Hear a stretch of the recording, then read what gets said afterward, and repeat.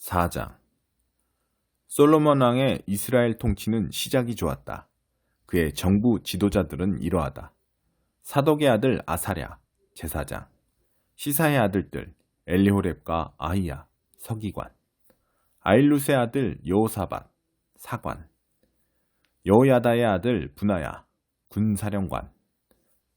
사독과 아비아달, 제사장. 나단의 아들 아사랴, 지방관리들의 총책임자. 나단의 아들 사붓, 제사장이자 왕의 친구. 아이살, 왕궁관리인. 압다의 아들 아도니람, 강제노역 책임자. 솔로몬은 이스라엘 전역에 지방관리 12명을 두었다. 그들은 왕과 그 행정부의 식량을 조달하는 책임을 맡았는데 각 사람이 매년 한 달씩 맡아서 식량을 공급했다. 그들의 이름은 이러하다. 베누리 에브라임 산지를, 벤데길이 마가스, 사알빔, 베세메스, 엘론 베타난을, 벤헤셋이 소고와 헤벨 전역을 포함한 아룹봇을, 벤 아비나답, 그는 솔로몬의 딸 다밧과 결혼했다. 그가 나봇도를, 아일룻의 아들 바하나가, 다하낙, 무깁도, 이스레엘 아래, 사르단 옆에 벳산 전역, 벳산에서부터 아벨 무훌라를 지나 용르암까지 이르는 지역을 맡았고, 벤게빌이 길르앗 라못을 맡았는데 길르앗에 있는 므낫세의 아들 야일의 모든 마을, 바산의 아르곱 지역 안에 있는 성벽과 청동 박힌 성문을 갖춘 큰 성읍 60개가 여기에 포함되었다. 이또의 아들 아이나답이 마하나임을, 아히마아스, 그는 솔로몬의 딸 바스막과 결혼했다. 그가 납달리를, 후세의 아들 바하나가 아셀과 아롯을, 바루아의 아들 여호사밧이 이사가를, 엘라의 아들 시므이가 베냐민을 맡았고, 우리의 아들 게벨이 길르앗 땅 곧 아모리 왕 시온과 바산 왕 옥의 땅을 맡았는데 그가 전 지역을 맡아 관리했다. 유다와 이스라엘의 인구가 바닷가의 모래알처럼 많아졌다. 그들에게 필요한 모든 것이 채워졌고 그들은 먹고 마시며 행복하게 지냈다. 솔로몬은 동쪽으로 유프라테스 강에서부터 서쪽으로 블레셋 사람의 땅과 이집트 국경에 이르기까지 모든 나라를 다스렸다. 그 나라들은 솔로몬이 살아있는 동안 조공을 바쳐 그를 섬겼다. 솔로몬 왕실의 하루 식량은 이러했다. 고운 밀가루 6.6kg, 굵은 밀가루 13.2kg, 살찐 소 10마리, 방목한 소 20마리, 양 100마리, 그 밖에 사슴, 영양, 수노루, 살찐 가금류 등이었다. 솔로몬은 딥사에서 가사까지 유프라테스 강 서편의 모든 나라와 왕들을 다스렸다. 어느 곳을 가든지 평화로웠다. 솔로몬이 살아있는 동안 북쪽으로 단에서부터 남쪽으로 브엘세바에 이르기까지 이스라엘과 유다의 모든 사람이 평화를 누리며 만족스럽게 살았다. 솔로몬에게는 전차를 끄는 말을 두는 마국간이 4만 칸, 기병이 12,000명이었다. 지방관리들은 각 사람이 맡은 달마다 솔로몬 왕과 왕의 식탁에 앉은 모든 사람의 식량을 언제나 풍성히 공급했다. 또 그들은 말에게 먹일 보리와 집도 할당된 분량만큼 정해진 장소로 가져왔다. 하나님께서 솔로몬에게 지혜를 주시고 가장 깊은 식견과 가장 넓은 마음을 주셨다. 그의 능력을 넘어서는 사람도 없었고 그가 다루지 못할 일도 없었다. 솔로몬의 지혜는 칭송이 자자한 동양 현자들의 지혜를 능가했고 유명한 이집트의 지혜보다도 뛰어났다. 그는 누구보다도 지혜로웠다. 예스라 사람 예단보다 지혜롭고 마올의 아들 헤만과 갈골과 다르다보다 지혜로웠으므로 그의 명성이 주변 모든 나라에 자자했다. 3,000가지의 잠언을 말했고 1,005편에 이르는 노래를 지었다. 그는 레바논에서 자라는 커다란 백향목에서부터 담장 틈바구니에서 자라는 우슬초에 이르기까지 모든 식물에 대해 해박했고 짐승과 조류와 파충류와 어류에 대해서도 훤히 알았다. 그의 명성을 듣고서 온 땅의 왕들이 사람을 보냈는데 그들이 솔로몬의 지혜를 들으러 각처에서 몰려왔다. 5장. 두로의 히람 왕은 솔로몬이 다윗을 이어 왕위에 올랐다는 말을 듣고 그에게 사신들을 보냈다. 히람은 일생 동안 다윗을 좋아했다. 솔로몬은 이렇게 답했다. 왕께서도 아시는 것처럼 내 아버지 다윗은 하나님께서 전쟁을 모두 끝내실 때까지 사방에서 전쟁을 치러야 했기에 하나님을 높이는 성전을 지을 수 없었습니다. 그러나 이제 하나님께서 사방에 평화를 주셔서 아무도 우리를 대적하는 자가 없고 우리와 다투는 자도 없습니다. 그래서 이제 내가 하고 싶은 일이 있습니다. 하나님께서 내 아버지 다윗에게 주신 약속, 곧 내가 너를 이어 왕이 되게 할 네 아들이 나를 높이는 집을 지을 것이다 하신 약속에 따라 하나님, 나의 하나님을 높이는 성전을 지으려고 합니다.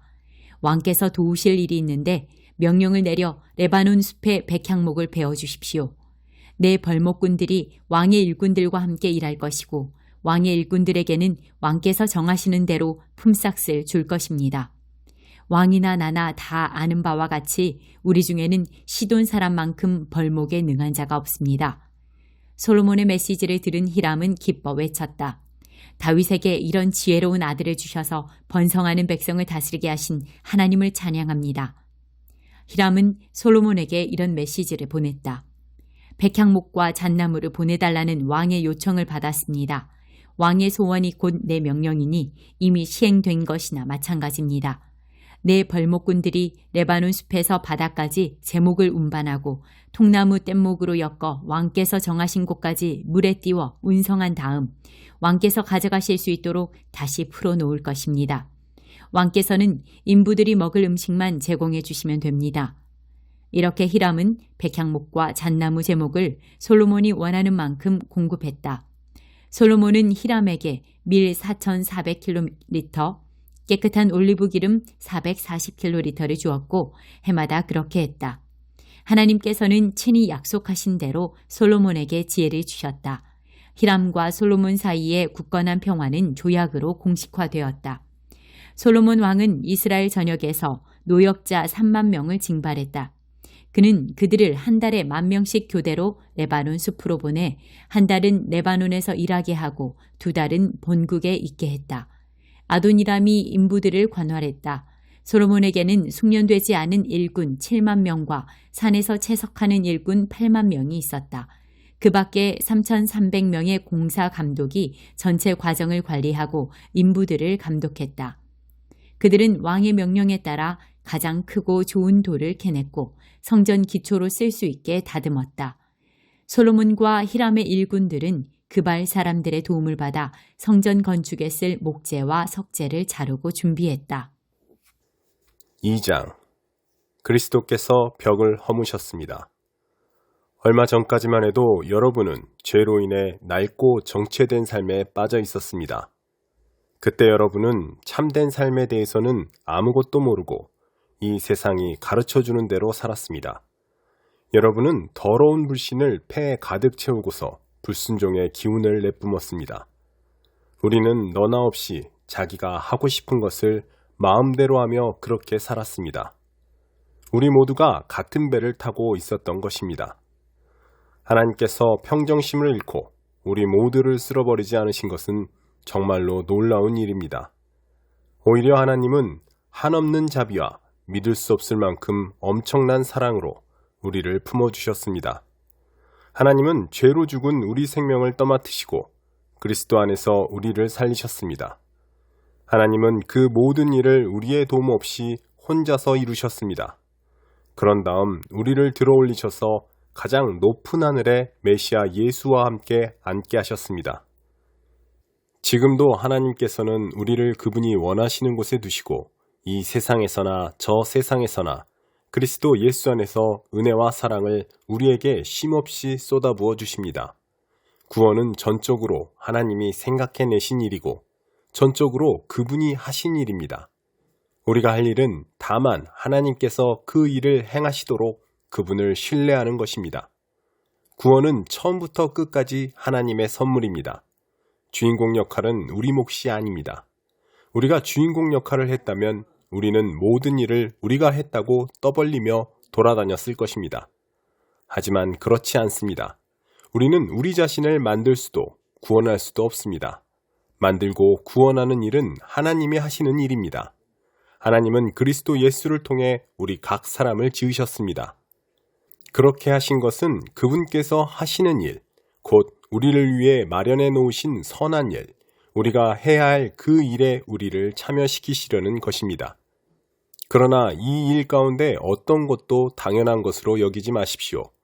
불과 얼마 전까지만 해도 여러분은 하나님의 방법에 대해서는 아무것도 알지 못하는 이방인이었습니다. 그때 여러분은 하나님이 일하시는 방식이 무엇인지도 몰랐고 그리스도가 누구신지도 전혀 알지 못했습니다. 여러분은 하나님이 이스라엘 안에 펼치신 풍성한 언약과 약속의 역사에 대해서도 전혀 알지 못했고 그분께서 이 세상에서 무슨 일을 하고 계신지에 대해서도 무지했습니다. 전에는 밖에 있던 여러분이 이제는 죽음을 맞으시고 피를 흘리신 그리스도로 말미암아 안으로 들어와서 모든 일에 참여하게 되었습니다. 메시아께서 우리 사이를 화해시키셨습니다. 이제 밖에 있던 이방인과 안에 있는 유대인 모두가 이 일에 함께하도록 하셨습니다. 그분은 우리가 서로 거리를 두기 위해 이용하던 벽을 허무셨습니다. 그분은 도움보다는 방해가 되었던 깨알 같은 글자와 각주로 꽉 찬 율법 조문을 폐지하셨습니다. 그런 다음에 전혀 새로운 출발을 하셨습니다. 여러분은 오랜 세월 동안 증오와 의심에 사로잡혀 둘로 갈라져 있던 사람들을 그대로 두지 않으시고 새로운 인류를 지으셔서 누구나 새 출발을 하게 하셨습니다. 그리스도께서 십자가에서 죽으심으로 우리를 화해시키셨습니다. 십자가는 우리로 하여금 서로 껴안게 했습니다. 이로써 적대 행위는 끝났습니다. 그리스도께서 오셔서 밖에 있던 여러분에게 평화를 전하시고 안에 있는 우리에게도 평화를 전하셨습니다. 그분께서는 우리를 동등하게 대하셨고 우리로 하여금 동등한 사람이 되게 하셨습니다. 그분을 통해 우리 모두가 같은 성령을 받았고 동등한 자격으로 아버지께 나아가게 되었습니다. 너무도 분명하지 않습니까? 여러분은 더 이상 떠돌이 유랑민이 아닙니다. 이 믿음의 나라가 이제 여러분의 본향입니다. 여러분은 더 이상 나그네나 이방인이 아닙니다.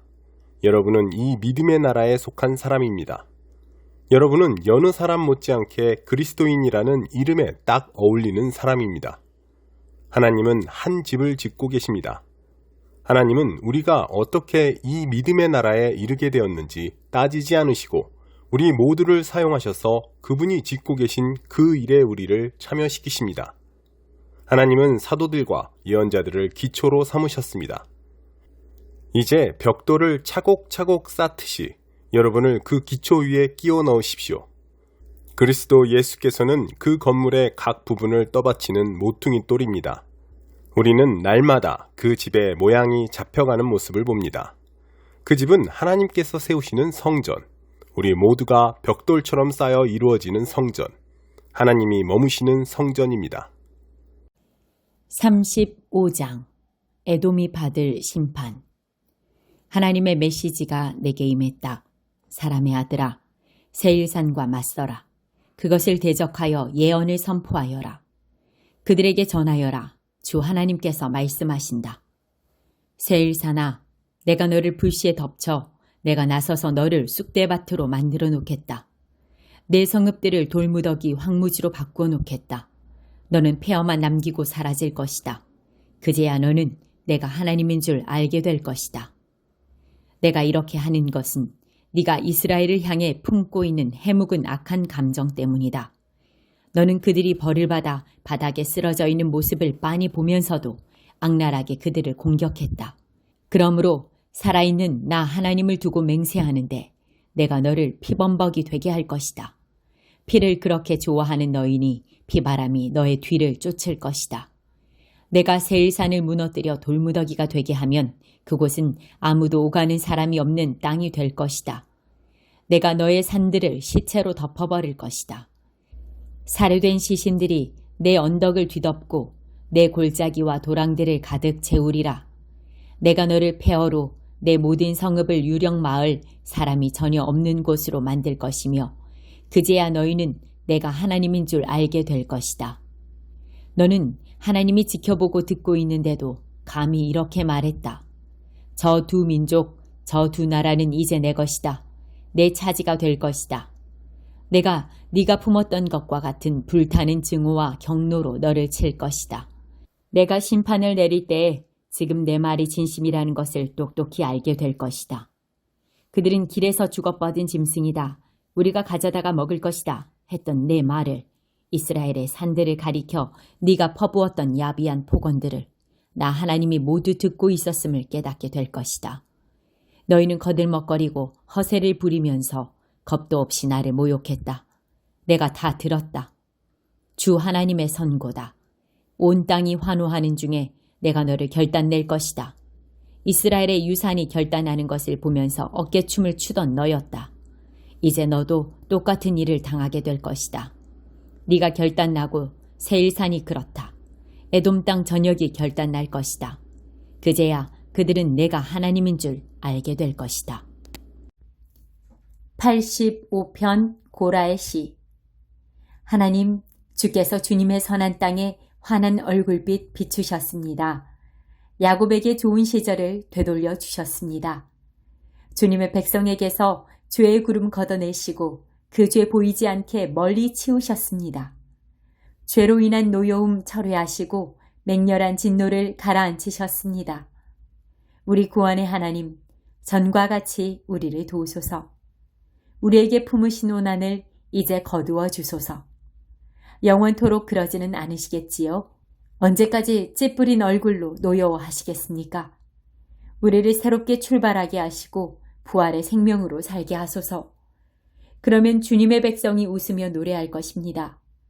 하나님, 주께서 우리를 얼마나 사랑하시는지 보여주소서. 우리에게 절실한 구원을 베풀어 주소서. 주께서 뭐라고 말씀하실지 어서 듣고 싶습니다. 하나님께서 자기 백성에게, 몹시 아끼시는 거룩한 백성에게 다시는 바보처럼 살지 않게 하시려고 행복을 선언하실 것입니다. 보이는가? 주님을 경외하는 이들에게 그분의 구원이 얼마나 가까운지. 우리 거하는 이 땅은 주님의 영광이 깃드는 곳. 사랑과 진실이 거리에서 만나고 정의로운 삶과 온전한 삶이 얼싸안고 입맞추네. 진실이 땅에서 파릇파릇 싹트고 정의가 하늘에서 쏟아지네. 그렇다. 하나님께서 선함과 아름다움을 내리시니 우리 땅이 넉넉함과 축복으로 응답하네. 정의로운 삶이 주님 앞을 걸어나가며 그분 가시는 길을 깨끗게 하리라.